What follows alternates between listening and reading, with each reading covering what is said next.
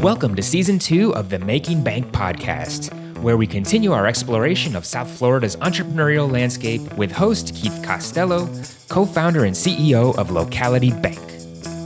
Sit back, relax, and let South Florida visionaries guide you on an entrepreneurial journey from tribulation to triumph, sharing the very stories that have shaped them. Andrew Horowitz, welcome to Locality Bank's Making Bank podcast. Thanks, Keith. Thanks for having me. I appreciate it. Absolutely. And you were kind enough to invite me on your podcast, and we're going to talk about that as we go here, because you were one of the pioneers of podcasting. So that'll be a topic we get to. But I always like to start off by just talking with entrepreneurs about, how they got their start and, their family and how they grew up and where they grew up. So how about if we start there? So I grew up in Long Island. Okay. So I was actually born in Jamaica, Queens, and moved out to the island, moved out to an area called Comac, center of the island. My family was always into boating and just having a good time. My dad was in the insurance business, actually. And somewhere around when I was about 18, I said, I really want to be a chef. And my family was like, what? I'm like, yeah, I want to be a chef. And so this is kind of, maybe it was 19 or so. I tried that for a while, and that's backbreaking work. My dad said one day, I'm giving the very abbreviated version, Yeah. Hey, why don't you try the insurance business? I'm like, no, not going to do that. Right. That's really boring. So, but he said, you know what, go interview around. So what I did was I went and I finally landed at John Hancock in Queens, Long Island. And, from there, learned a bit about the business, the bad side of the business, the side of the business I would call what people get ripped off from, not knowing what I was doing, because that's what they were teaching me. I'm like, right. Okay, this is what you do when you sell insurance. That's great. Anyway, so from there progressed and never liked the insurance business. Moved down here and then started this career here. And then, so what year did you move down to Florida? So I came down here in 87. 87, okay. 87 Wow. when the market crashed. Yeah, the caves were still a thing. If you remember the caves. The caves were still a thing. That's where you go for dating down here. Yeah. Area code 305 was a thing down here, all the places on the beach. I moved down here. Actually, right to Fort Lauderdale. How'd you happen to pick it? I came down here as a kid all the time because during the winter holidays and all that, my parents shoved us into a car and drove down from New York. Wow. So we came down to visit my great-grandparents in Hallandale. Okay. And so we knew that whole area. We knew stone crabs during this season. We knew the great times on Fort Lauderdale Beach where you could drive your car, all the good fun, the elbow room then, the elbow room now. And it was somewhere I said, you know what, this is an up-and-coming area. But the one reason that I came down here was this. I said, let me understand this. Everybody works 20, 30 years. They kill themselves. They deal with the snow and the ice and the rain and all the problems and the fast-talking people up here and all that's going on and the pressure of living in New York, New Jersey, wherever it is. I was in New York. And then they come down to retire in Florida and play golf and have a great time. What the hell am I waiting for? Right. Why should I wait till I'm halfway in the grave to come to Florida? Let's go down now. Good thinking. So you moved to Fort Lauderdale. Mm-hmm. And so I said 1987 because I remember that year because I was working at Merrill Lynch in 1987. That's when I started at Merrill Lynch. I had gotten out of the Army. And the market that year went down 25%. Yeah, and which would be the equivalent of what, 8,000 points on the Dow today. Right. And, unbelievable at that time. And so you come down here, I guess you don't have a job, right? You come down, or did you have a job? I had a job at a company called Mass Mutual Life. They offered me the starter position. Okay. I think it was like $300 a week that started out with a 6-month stipend that the first week started at like $285 somehow. Like it started out lower and lower and lower every single week. And what I did down here was I didn't know anybody. I really didn't know anybody. Right. And I said, well, what do I have to do? So they said, just start making calls. I'm like, just make calls? Okay, I could do that. So I started making calls and I made all these appointments. And the reason that I was successful down here in Florida, and for those of you that don't know Florida that's listening, right? There's something about Florida. You can call up 20 landscapers to give you a quote on your lawn and none of them show up ever, right? Right. I showed up to the meetings. So I showed up and they're like, well, if you're selling this insurance and the stuff that you're doing with the financial planning, I guess we'll use you. I think I was pretty lucky back then just to be a guy that, did what they said and said what they did and did what they said. And that really was the start of my career down here. Cool. Yeah. And so you're selling insurance and you're doing financial planning. Yep. And then what happens next? So what happened is I got more in deep in a variety of different business planning opportunities and working actually with companies on their various corporate well, back then it was sustainability, but different sustainability, right? Back then it was just making sure that corporations stayed in the event that partnerships breaking up or dying and things of that nature. So the problem was I encountered a variety of times that you do all this work for them and it's all on the come. It's all on a commission base. Mm-hmm. And what happened was I would do this and they would say, that's great. Thanks for laying that out. You know what? My brother's in the business. Mm-hmm. And what happened is I said, no, that's not the way this works. So you try your best to do something like what they call the deal before the deal, to say to the client, listen, if I do all this work, are you going to give me the business?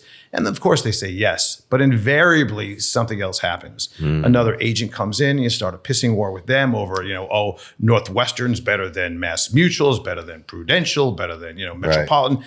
And I said, I can't do this. Just doesn't make any sense because I didn't feel at the time two things. One, that it was fair to me and it wasn't fair to the client. Because in the end, what was I really selling? In the background, I was selling commissions, my commissions. Mm-hmm. And I said, that doesn't make any sense. So back before fiduciary, that word being a fiduciary was really in vogue, I said, I'm going to do what's right for the client every single time. And it wasn't like I always tried to do that, right? But I said, How am I going to approach that? So here's a story you may not know. So back one day on a Friday afternoon, in Florida, I think it was in the summertime, there was a very popular radio host down here. Her name was Meg Green. Oh, yeah, I know. Remember Meg? Meg Green? Yeah, sure. WIOD radio. She was on the weekends. Pretty famous. Very famous. I picked up the phone. I said, let me give her a call. I always had the feeling that if you call at the right time to someone who's very successful, they probably don't have their staff in the office. They'll pick up the phone. Well, she picked up the phone on a Friday afternoon and I started talking with her. And I said, hey, my name's Andrew, this and that, and she said, well, what are you doing? I said, well, I know about this and that and technology. She said, oh, technology. This is way back, okay? This is way back, right? Right. Before anybody knew what technology was. She said, I says, what are you doing? Well, I'm automating my office a little bit using these rudimentary programs back in the day, right? She's like, let's talk. So we started talking and she says, I really like you. And why don't you start on your road to your certified financial planning designation? And from there, maybe we could do some work together. The first thing she did, though, was send me on 2 different cases since I still had my insurance licenses. Mm-hmm. I walked into these cases, these estate planning cases, and just to say that they were very substantial, she told them to work with me. I did the work for the client. And lo and behold, I got big payday. So that was really nice. But I got my CFP. And back then, she would say on the radio, we have 3 or 4 different advisors that we recommend. One in Broward, one in Dade, one in Palm Beach. And if you send me on the radio, if you send me a self-addressed paid envelope, stamped envelope, I will send you back the advisor in your area. And I was the Broward guy. Wow. And that's a great story. I never knew that. Yeah, and I started getting all these leads in, and I did all this financial planning. And back then we were doing fee-based, meaning we're going to do a financial plan. We're going to do this whole budget. We're going to do all these projections. We're going to set up your investments for you. And it's going to cost you $300, let's say. Yeah. Now, if you decide to work with us, that's fine. Or you could take this and go somewhere else and work wherever you want to work with it. And more times than not, people work with us. Now, so what that did was it set the stage to do exactly what I wanted, which was to help clients in a fiduciary manner, giving them what they need, putting them first. And I got paid for doing it so that there's no issue about where the money's going to come from if they don't work with me, because they are working with me. Right. So over time, that evolved a bit. And I decided that I went fee only many years ago. And there's no commissions involved in any of the investment work and financial planning that we do.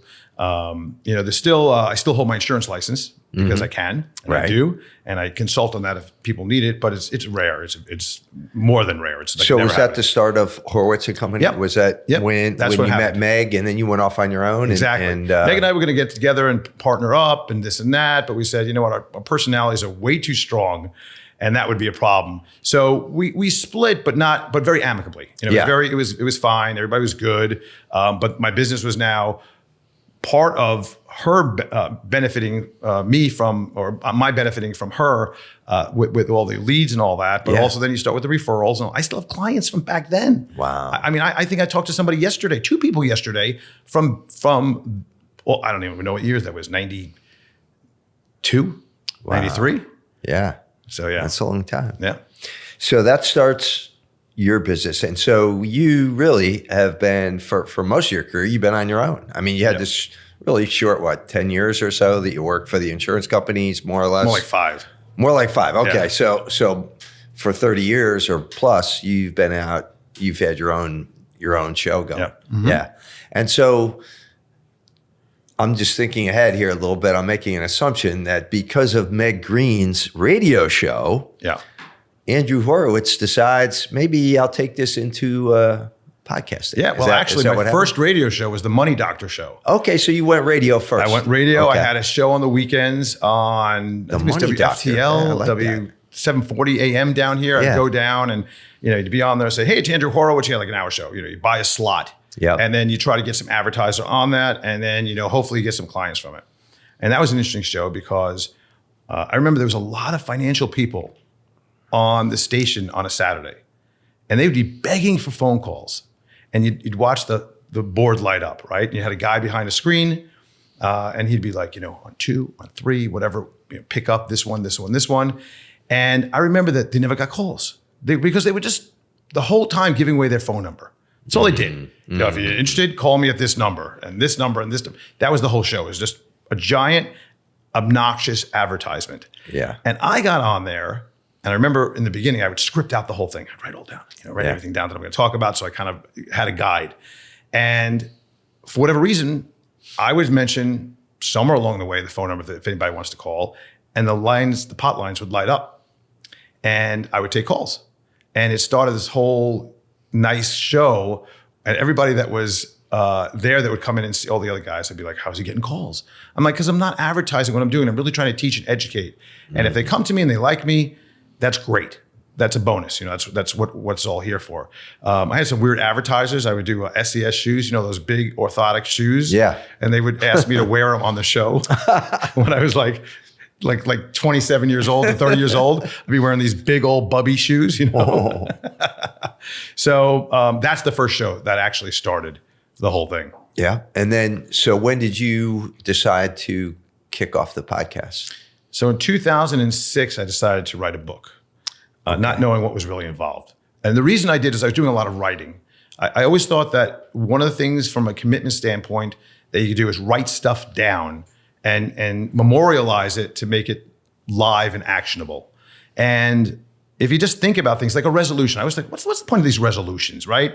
You wake up, you're like the whole time in December, like, okay, I am going to lose weight starting January 3rd. So what do? You gorge yourself the entire month of December, right? Yes. You don't do any exercises. You drink yourself into a tizzy. And then all of a sudden you wake up January 2nd, you're like, oh. And that's why if you ever pass any of these gymnasiums in January, the parking lots are packed. Right. But then you go by in May, not so busy. Or even February. Yeah, exactly. Not so busy. Right. So the resolutions are, I think, something that is this idea that I'm like, oh, I'd like to do this. Whereas if you make a commitment, far different. And how do you do a commitment? And how do you become accountable to it?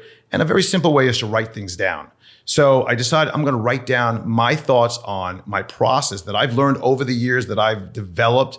For many years, I was working on asset allocation models, which is called mean variance optimization, efficient frontiers, worked with some of the best in the industry, William Sharp, Farmer and French, visited many of them, had dinner with these guys. Really? Brinson Biebauer, had debates with them. I was, the guy that was like, okay, I don't understand. If we're talking standard deviation, why aren't we using downside deviation only? And why are we using these numbers? And the efficient frontier, it's only a look back. And I was like the guy that was the antagonist of this whole area. And I felt really good about it. Got a little overwhelmed with it where I'm starting to say, well, if I have international investments at 1% more, will that change the entire model? And I was like really working with all these very advanced software programs for all this. And then I said, wait a minute, what am I doing here? This is a little ridiculous, right? Like what's the difference between a pinch of salt and a pinch and a little bit of salt? Right. There's no difference in it, right?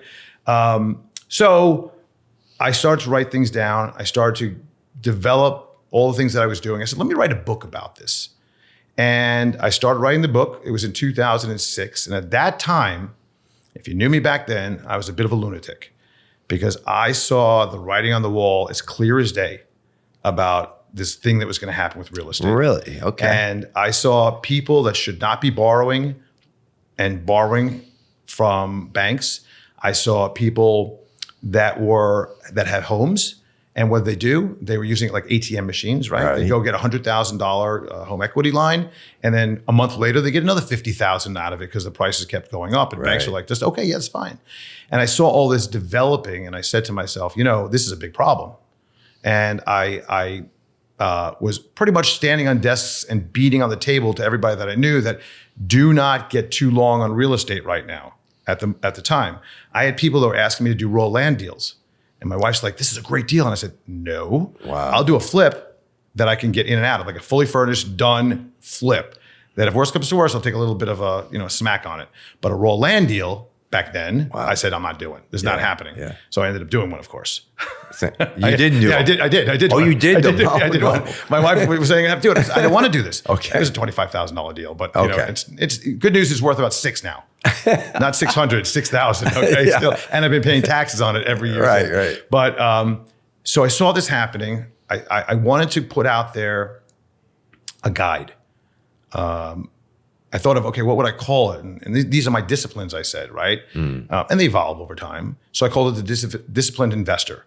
And I wrote it, and it took about 1.5 years to write, and has chapter by chapter by chapter discussing different techniques from quantitative investing to fundamental to technical analysis, even guaranteed investment vehicles, planning issues, some estate planning. It just goes over the whole gamut in a book. Now, the reason I tell you that story is my publisher said, you should think about promoting the book through a podcast. This is 2007. I said, what the hell's a podcast? I have no idea what you're talking about. Right. Well, it's this radio thing. I said, well, it's radio. No, it's not radio. It's this other thing where you can listen to it through, back then it was iTunes, and you could download it. I'm like, oh my, what does that even mean? Right. So Apple was kind enough to ask me out to Cupertino, and I worked with the team there to put together this podcast, at least the technology side of things. And from there, it was, I said, well, what's going to be the basis? People don't want to listen to me all the time. How boring can that be? So I started to get guests. And back then, everybody else said, what the hell's a podcast? Right. And they said, sure. So I got some great guests from the day one on the show, and that really kicked it off. That's cool. Yeah. And now you were telling us you built that up to, 20,000... 25, 30,000 listener downloads per episode or so, or a little bit more than that. And That's it's awesome. Consistent. Yeah. Sometimes that's great. More. Yep. And so you found that as a great way to really build your business by putting content out there, just like you were doing with the radio show, kind of. Right. Exactly. And one of the things that I never give I don't think I've ever given my phone number in how many episodes? 800 episodes of the Disciplined Investor podcast. Wow. Never gave my phone number away. Never gave my email away. People want to find me, they have to go and find me. And I find that creates a really good relationship because they don't feel pushed. Right. If they want to go and they have the desire to find me and it's a good fit, then we stay together a very long period of time. So it's not an advertisement at all. I do tell people, hey, if you want to work with me, just to let you know, go over to disciplinedinvestor.com, check it out. There's plenty of things to look at. There's things like Ask Andrew, ask me a question if you want. But it has been something that people, when they feel that bond, so that when they eventually do call in, they feel they know me. And in a sense, I'm in their ears once a week at least. Right. And they know about my personal life. They know about my business. They know about what I'm thinking. And that has also turned into a great communication tool for my clients. So instead of having the old model of financial planning, right, is, all right, we're going to set you up, or investing. We're going to set you up. We're going to put you into these models, and that's it. And we'll send you a newsletter that someone writes in the firm, and we'll then call you every quarter and see, how things have changed. Things don't really change in a quarter, right? Unless it's something major going on. So the difference is they know what I'm thinking every single week. I don't need to have the quarterly meetings with them. As a matter of fact, I find it a terrible waste of time for both of us to have these quarterly meetings. Not that I won't meet with clients. Some clients we meet with monthly because their situation it's appropriate for. Right. But generally, most of my clients, when I want to speak to somebody for 6 months, and we talk, they're like, oh yeah, I heard you doing this. I know what you're doing with my portfolio because you talked about it here. And the communication is wide open. Sure. Well, let me ask you, so you work mostly with individuals, right? Right. Rather than companies or corporate. So how do you work with clients, and what types of clients are you working with, I guess? So it started with more of the affluent client with assets to manage. That's really what I've evolved into. We're not doing the financial planning. You don't come in my office or we talk. We're not doing a budget, which I find, again, a terrible waste of time. Mm-hmm. It's just something that makes the financial planner feel good about what they're doing, that they could do this budget for somebody. Yes, we do planning. We do forward planning, future value, what you're going to be worth, how much money you need to take out and things like that along the way, and scheduling.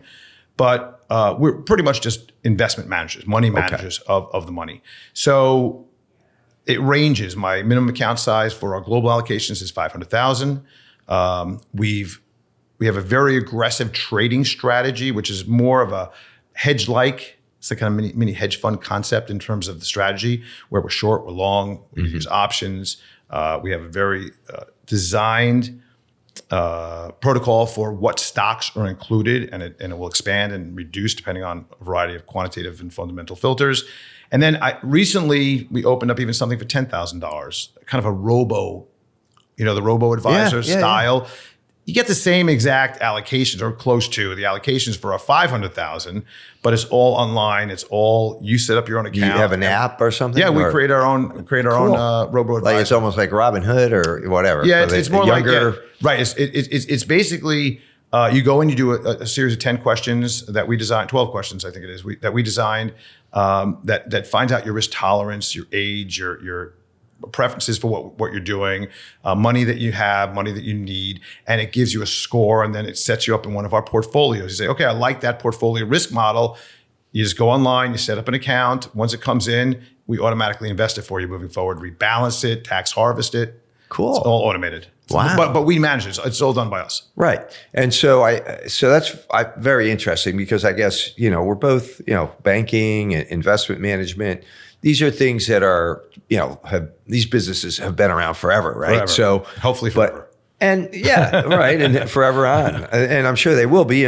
But it's a question of, in what forms. And so I guess as you look at the future of your business, and you talked about technology, and obviously this is one aspect of it that you're using. And, I'm sure you're looking at things like AI and all these other things. So where do you think the investment management business is going in the future? So when I first started, it was much more active, right? It was the stock picker. It was the guy that could do really well in a market. And markets were much less efficient. Mm-hmm. We didn't have ETFs back then. We didn't really have as much passive investing. If you want to invest in the S&P 500, wow, that would be pretty substantial to buy the amounts that you need to buy 500 stocks in any one person's portfolio.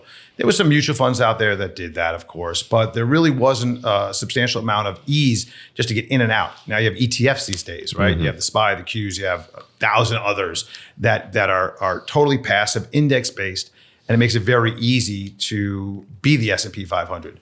Clients come to me and they say, hey, how did your portfolio do compared to the S&P 500? I said, look, if you want to be the S&P 500, seriously, go for it. Go out, buy yourself, SPY or any of the other index-based ETFs. That's not what we do. We try to balance the portfolio domestically, internationally. What has happened, though, over the years is more robo-advisor, more efficient markets. The more people that are invested, the more efficient the markets get to a degree. And you would think that there's going to be less need for advisors. Already what has happened is the traditional advisory, where people would say, you call up, Keith, you call me up and say, hey, Andrew, do me a favor, buy me 100 shares of Apple. And I'm like, okay, we buy it, and there's a $75 ticket charge. That doesn't happen anymore. There's no commissions involved, right? We didn't ever work on commissions. Now, when I say that with the one caveat, we still do have commissions in our transaction fees, not commissions, I don't get paid, but we have transaction fees because we know how much we're paying for the actual transaction, which the freebies don't know. You don't know how much you're paying on a freebie. It's something, maybe. You hope it's nothing, but so I think that has cut out a lot of the excess involved in the business. The second thing is that as we get more and more, I think, or people get more and more familiar with index investing, you have to realize that some people want to do it on their own. They figure just put in the S&P 500, put in the NASDAQ, put in some international, and just we don't need planning. AI, on the other hand, is going to potentially create even more efficiency and more of a mess in the business. I could see the potential for 25 years from now, AI taking over. However, you get to that point, everything becomes homogenized, right? Everything becomes the same. And if there's no differentiation between anything, what's even the point of it all? Like, what's the point? If everything's just gonna, it's like I put money in I put milk in a refrigerator at 32 degrees, end of sentence. It's not like I have to go to this refrigerator or that refrigerator or they're all the same. Right. So what's gonna happen to the business, right? What differentiates you? Well, obviously we know local bank, different than, major bank. But then you have to compete against the local banks. What's going to have a higher interest rate on money you pay on deposits? That's going to be a lower interest rate and better service on money that you're loaning out, right? Those are the kind of things. Sure. If everybody's exactly the same, I don't see how there's going to be this business in the future. Right. No, that's very, very interesting. I think and also I think for a lot of people, investing is personal. Yes. Right. It's psychological. It's understanding, and AI, as I know it, can't do that yet, right? You can't. You can have a conversation with a bot, but it's not like looking a person in the eyes and having a conversation. I think that's what a lot of people need more than a stock picker or an asset allocator is. Hey, let me tell you about my kids. Let me tell you about how I want to retire. Let me tell you where my wife and I want to be, 20 years from now. Right. And that, I don't ever see that part going away. So I think if we make a comparison, this is off the cuff here. I'm just thinking about this. Sure. If you want to get a massage, you go to someone who's a professional, you get a massage, and you're like, okay, my neck is a little bit bothering me. And then during the massage, you may say, you know what, can you do me a favor? My arm is hurting a little bit. Can you work on that a little bit, whatever? And they can get into certain areas, exact areas, versus sitting in one of those massage chairs, right? You're getting a massage. Both are giving you a massage. Right. One is just this, one size fits all. Everybody gets it. Mm-hmm. You push the button to do your back. It may not be exactly where your back is hurting versus somebody else. Whereas a regular massage, you can get exactly what you want. Whereas individuals working, people working, this whole idea, by the way, of replacing people is absurd. I think so too. Yeah. It's absurd for certain tasks. Right. I get right, but not for every task. Yeah. Yeah. So anything is based on a relationship, right? Yeah, I mean, exactly. that's where it counts. So.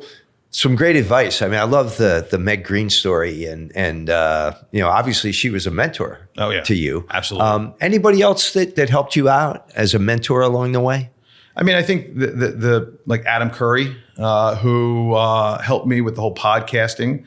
I still call him. I'm like, hey, how's my mic sound? If I get close, if I get far away, how's it sounding? Oh, is there a new mic we should be using? A new board we should be using in the podcasting area? So he's been a very big help. Also, John Dvorak and a few others along the way. He's a co-host on my current show, DH Unplugged, 2 shows per week. As corny as this may seem, I don't mentor someone who has helped me. It's my wife, of course, and I don't just say that because. Hi, honey. That's not the point, right? Right. I say that because, my wife, we have 3 kids. And one of my kids has special needs, cerebral palsy, and made a very difficult process through growing up in that situation. Sure. Jill always kept the house, always kept me going on what we needed, kept the friends going, worked. She always loved working, still works to this day. So really an inspiration in terms of that and supporting me in my efforts, right, to do what I need to do. As I'm writing the book, she sat there, read every single page with me back and forth before we sent it to the editor. So yeah, that's going on 29 years of marriage now. Congratulations. So, I mean, that is really nice to hear. And I know Jill, and she's a wonderful lady. Thanks. Excuse me, and does so much in the community, so involved. And, both Always of you, just great couple. Let me ask you also, what was your toughest moment and also your And we're kind of getting into the lightning round a little. We're bleeding into it a little bit here. So we're going to bleed into the lightning round. But what was your toughest moment and your best moment in business? I think there was a time, probably before I wrote the book, of that, where I was questioning, how do I know that? Like, I was constantly wondering, is this something that is right in terms of investing, in terms of business? Where is that answer coming from? Like, should I ask somebody? Is this the right thing to do in general for business, right? Should I go this route, go that route? I was really struggling that for a while until one day, I don't know where I was, but there was something about, who says I say? Who says I say? Who says it's right? Well, I say it's right. And I really, there was a moment. It was just one of those moments, right? I said, you know what?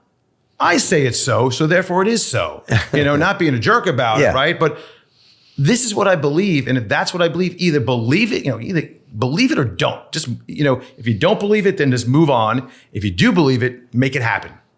So there was that transition. I think the publication of the book back in 2007, the fact that I realized that what I was doing was right. I looked back and I saw the clients that stayed with me all these years. We were doing the right thing, because you'd always question. I would always question. I'd always question. And one of the reasons why is that I never went to college.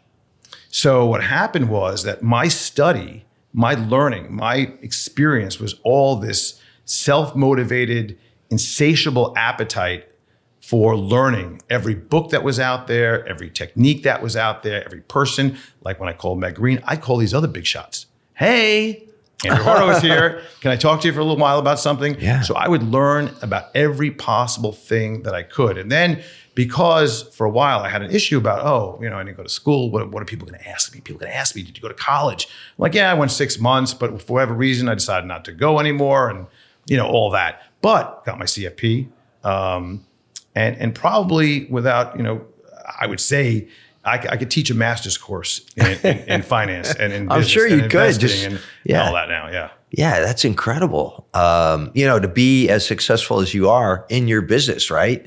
And you're talking about the people that you were talking with, French and Fama and all these University of Chicago finance professors, and you're in discourse with these guys. So that's very cool. Yeah. So now we are going to flip into the lightning round. Okay. So I'm going to just hit you. Is there like... You're not going to get struck by lightning. Nothing's going to go off? Nothing? No? Okay. No. But we're just going to hit you with some quick questions. All right. And just fire back, quickly. So what's your favorite movie? The Fifth Element.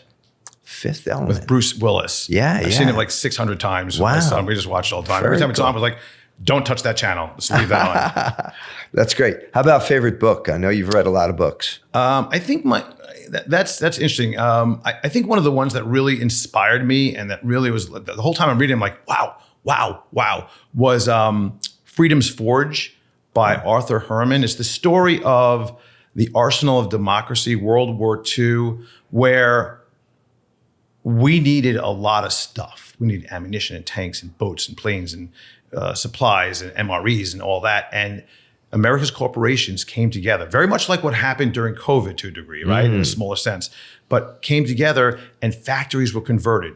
Ford factories were converted into making tanks, and the Nestle's factory were making the MREs, and or Hershey's, whoever it was back then. And you look at what was going on the West Coast and the ships that were being built, and these companies that were coming in, and all the names from back then, all the big steel companies and other companies converted or did something to create all what we needed.